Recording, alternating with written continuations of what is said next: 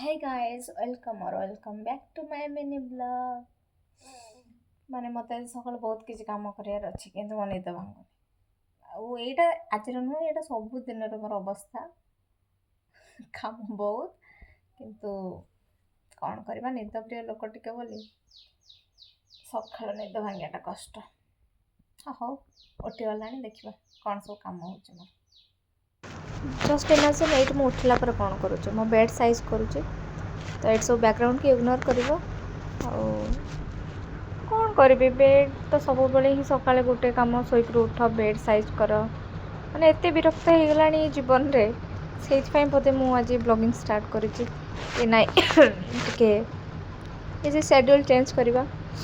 ଏଇଠି ମୋର bedsheet, flower bedsheet, ଏଇଟା ମୁଁ ମୋ ଫାର୍ଷ୍ଟ ଇନକମ୍ରେ ନେଇଥିଲି। ଆଉ ଇଏ ମୋର ଭାରି ପସନ୍ଦ, ଖରାଦିନ ହଉ ଶୀତ ଦିନ ହଉ ମୁଁ ଏଇଟା ଘୋଡ଼େଇକି ଶୋଇବି। ଆଉ ଏଇଠି ମୋର ହେଇଗଲା ବେଡ଼୍ସିଟ୍ ଡନ୍। ଆଉ ଆପରେ ଚାଲିବ ମୋର ଉଟପଟାଙ୍ଗ ହରକତ, ଯେଉଁଟାକି ଆପଣମାନଙ୍କୁ ମୁଁ ଦେଖାଉଛି। ଏଇଠି ଦେଖ, ରୋଷେଇ କଲାବେଳେ ମୁଁ ଟ୍ରାଞ୍ଜେକ୍ସନ୍ କରୁଥିଲି, ଯେଉଁଟାକି ମୋର ହେଲାନି। ତାପରେ ଆଜି ମୋର ରେଡ଼ି ହେଇଯାଇଛି ଭାତ ଆଉ ତା ସାଙ୍ଗରେ ବୁଟ ତରକାରୀ। ଏତିକି ଯେଉଁ ଅଳ୍ପ ସମୟ ଭିତରେ ଯେତିକି ମୁଁ ଯାହା ପାରିଲି କରିଦେଲି। ସେଇଟାକୁ ବି ମୁଁ ମୋର ଟିଫିନ୍ରେ ଭର୍ତ୍ତି କରିଦେଇଥିଲି। ଏଇଠି ମୋର ଟିଫିନ୍ ରେଡ଼ି। ଘର ବି ମୁଁ କରିଦେଇଥିଲି ଝାଡ଼ୁ, ପୁରା ନିଟ୍ ଆଣ୍ଡ କ୍ଲିନ୍ କରିକି